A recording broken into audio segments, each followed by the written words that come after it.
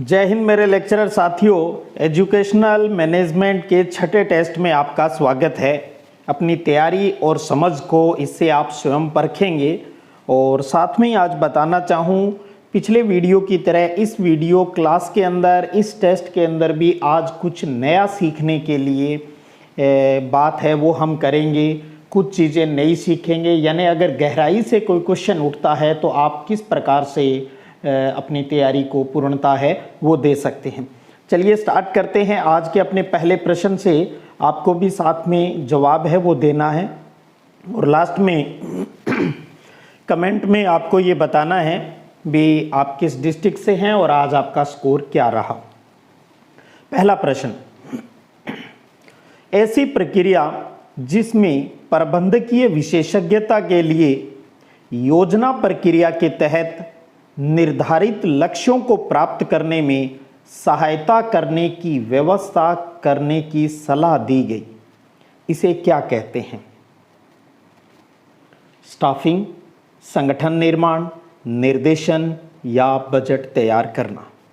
आप एक बार क्वेश्चन पुनः अच्छे से समझिएगा। प्रबंधकीय विशेषज्ञता की बात हो रही है। योजना प्रक्रिया के तहत निर्धारित लक्ष्यों को प्राप्त करने में सहायता करने की व्यवस्था करने की जो सलाह दी गई उसे क्या कहा जाता है? उसे कहा जाता है संगठन निर्माण। लक्ष्यों की प्राप्ति के लिए गौर करें, यहाँ से निर्धारित लक्ष्यों की प्राप्ति के लिए क्या जरूरी है? संगठन का निर्माण जरूरी है भाई।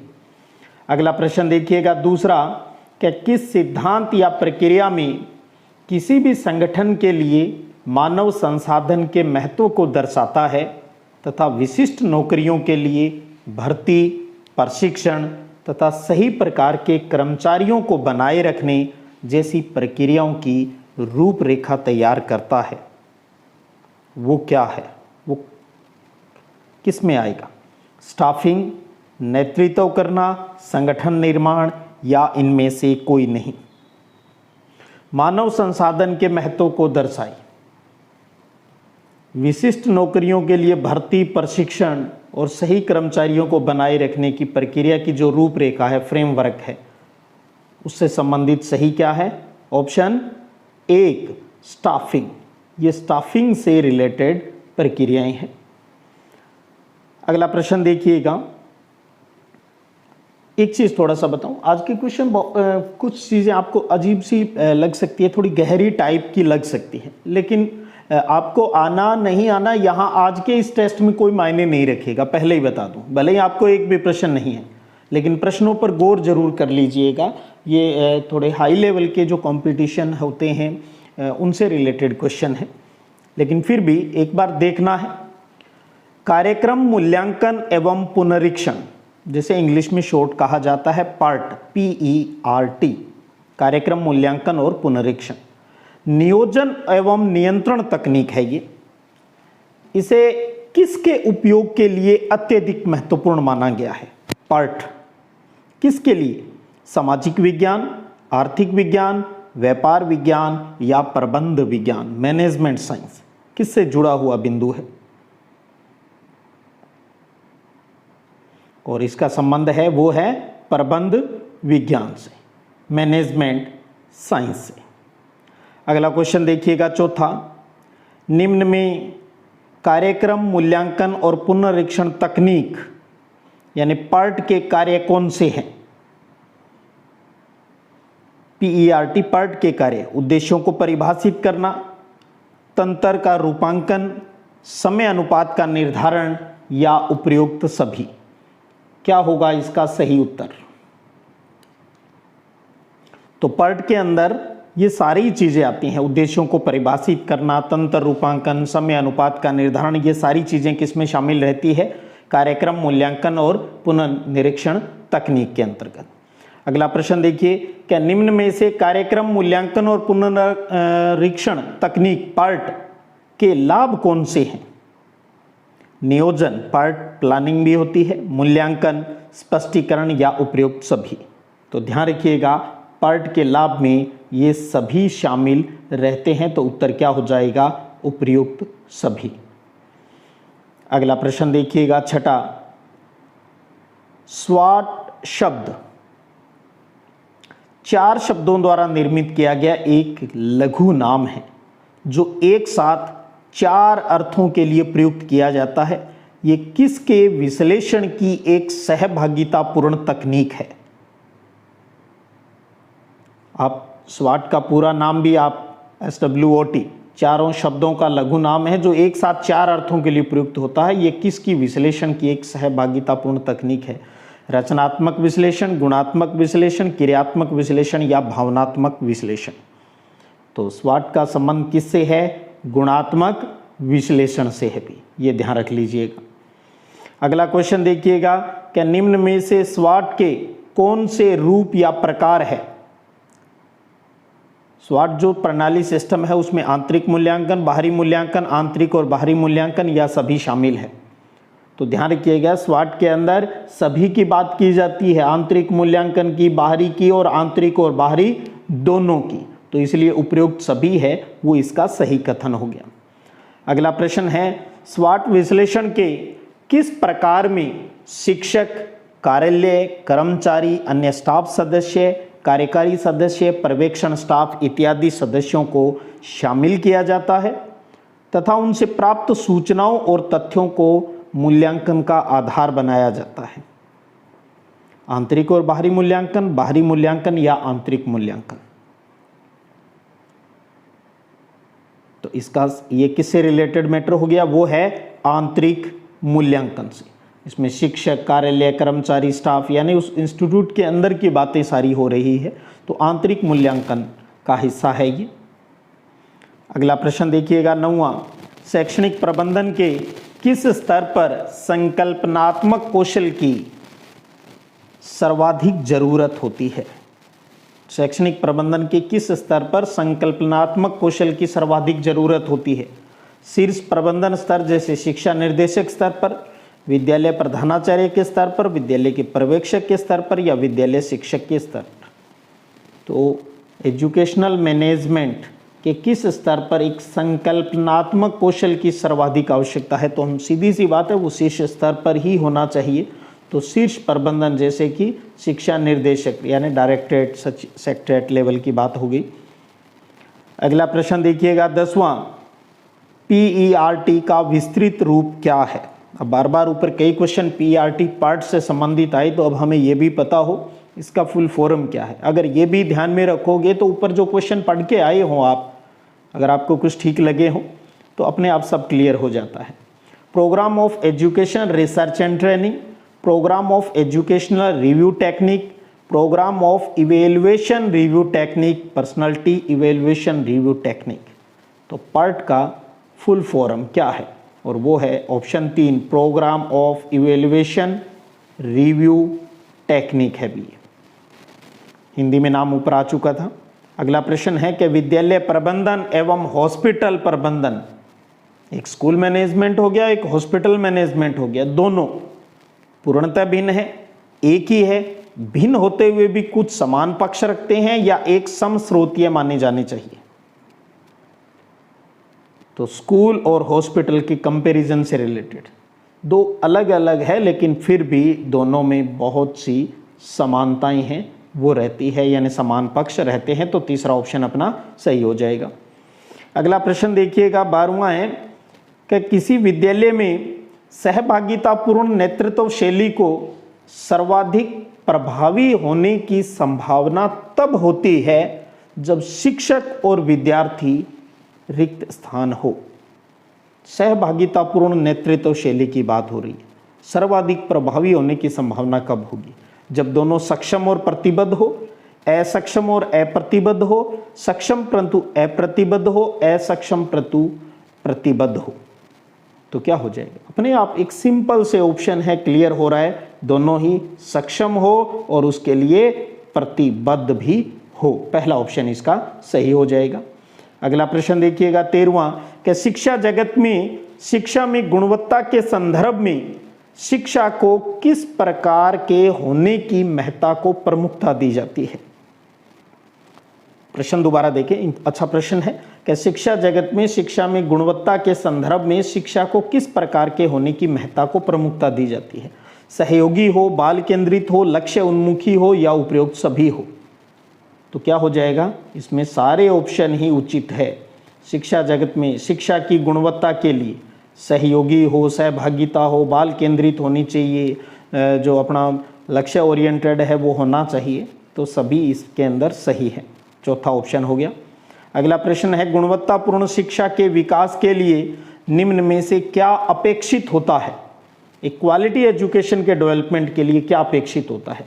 शिक्षण की कुशल रणनीति, सरल एवं समझपूर्ण पाठ्यक्रम, सहयोगात्मक कक्षा वातावरण या उपयुक्त सभी। कोई सोचने की जरूरत नहीं, क्वालिटी एजुकेशन को लेकर क्वेश्चन है। तो शिक्षण की कुशल रणनीति होनी चाहिए, सरल और समझपूर्ण सिलेबस होना चाहिए, सहयोगात्मक कक्षा वातावरण यानी क्या होना चाहिए? उपयुक्त सभी सही है इसके लिए। अगला प्रश्न है 15वां, कि बच्चों में ज्ञानार्जन सुनिश्चित करने में सबसे महत्वपूर्ण भूमिका किसकी होती है? बच्चों में ज्ञान के अर्जन को सुनिश्चित करने में किताब की, विद्यालय की, शिक्षक की या समाज की? थोड़ा सा, क्योंकि ऑप्शन इस प्रकार के हैं, आप सोचने पर मजबूर हो सकते हैं। बच्चों में ज्ञानार्जन सुनिश्चित करने की सबसे बड़ी जिम्मेदारी है वो किसकी है? शिक्षक की है, यानी ऑप्शन 3 दिए गए ऑप्शन के आधार पर अपना उत्तर ऑप्शन 3 रहेगा भी। अगला प्रश्न है कि बच्चों में ज्ञान की समझ विकसित करने में सर्वाधिक महत्व किसका है? अब ज्ञान की समझ है, उसको इंपॉर्टेंस की बात हो रही है, तो कक्षा प्रबंधन, छात्र शिक्षक दोनों की, संरचित अध्यापन की या उपयुक्त सभी। तो फिर वही जैसे 15वां क्वेश्चन था, ये भी ऑप्शन बेस्ड हो गया। तो दिए गए ऑप्शन के आधार पर ज्ञान की समझ विकसित करने में सर्वाधिक महत्व किसका है? तो इन सभी का है भी, छात्र शिक्षक का, कक्षा प्रबंधन और एक संरचित, एक सिस्टमेटिक जो टीचिंग शैली है उसका। अगला प्रश्न है 17वां का, भारत में शिक्षा गुणवत्ता बढ़ाने के लिए क्या किया जाना चाहिए? एजुकेशन क्वालिटी बढ़ानी है, क्या करना चाहिए? छात्रों को शिक्षा के प्रति जवाबदेही, छात्र शिक्षक अनुपात का भी रोल है, शासन प्रणाली में सुधार होना चाहिए या उपयुक्त सभी? इंडिया के अंदर एजुकेशन क्वालिटी को बढ़ावा देने के लिए छात्रों को शिक्षा के प्रति जवाबदेही भी बनाया जाए, दोनों का रेशो सही हो, सिस्टम में सुधार किया जाए, यानी ये चारों ही इसके लिए उपयुक्त कथन है। अगला प्रश्न देखिएगा 18वां, कि भारत में गुणवत्तापूर्ण शिक्षा लाने तथा सभी को शिक्षा की उपलब्धता सुनिश्चित करने के लिए कौन सी कार्य योजना को प्रारंभ किया गया है? भारत यानी केंद्र की योजनाओं के बारे में। भारत में गुणवत्तापूर्ण शिक्षा लाने और सभी की शिक्षा की उपलब्धता सुनिश्चित करने के लिए ऑनलाइन शिक्षण, स्वयं योजना, स्वयं प्रभा या उपरोक्त सभी? क्या होगा सही उत्तर? और उपरोक्त सभी, ये सारी ही ऑनलाइन टीचिंग है, स्वयं योजना, स्वयं प्रभा केंद्र की योजनाएं हैं। इन सभी का उद्देश्य है क्वालिटी एजुकेशन को बढ़ाना है। अगला प्रश्न देखिएगा 19वां, कि वर्तमान विश्व समुदाय की किसके प्रति जवाबदेही बढ़ गई है? शिक्षा, गुणवत्तापूर्ण शिक्षा, नैतिक शिक्षा या उपयुक्त सभी? ठीक है, सबकी है, लेकिन वर्तमान विश्व समुदाय की किसके प्रति जवाबदेही है वो बढ़ी है? तो शिक्षा से कहीं बेस्ट ऑप्शन क्या हो गया अपने पास? गुणवत्तापूर्ण शिक्षा, क्वालिटी एजुकेशन की बढ़ोतरी की बात है, वो यहाँ पर सही उत्तर है। अगला प्रश्न देखिएगा 20वां, कि भारत की स्वतंत्रता के बाद पहला शिक्षा आयोग कौन बना?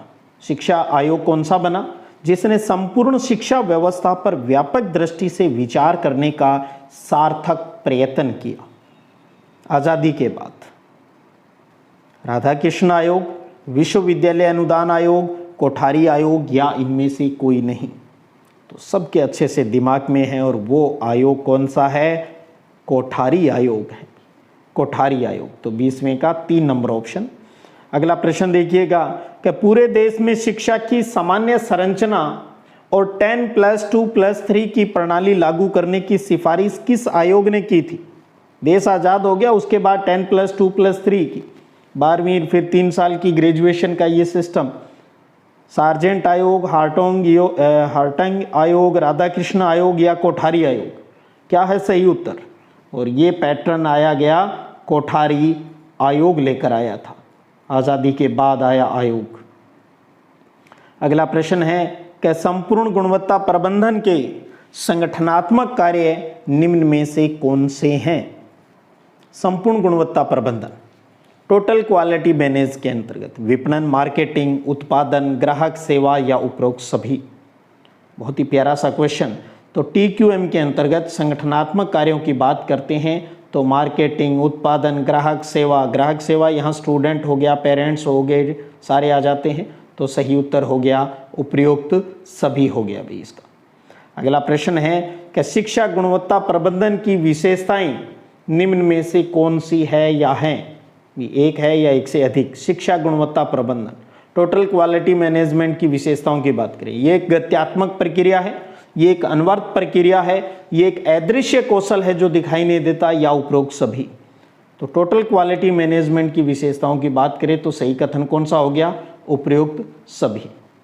आपको पता है मैनेजमेंट से संबंधित सारे जो आपको नोट्स हैं वो टेलीग्राम चैनल के ऊपर उपलब्ध करवा दिए गए हैं, चाहे वो RT है, चाहे शैक्षिक प्रबंधन से संबंधित थ्योरिकल है, चाहे राजस्थान का शैक्षिक परिदृश्य है, और उन्हीं से रिलेटेड क्वेश्चन है। बार बार आपको अभ्यास करवाए जा रहे हैं, अक्टूबर में आपका एग्जाम है।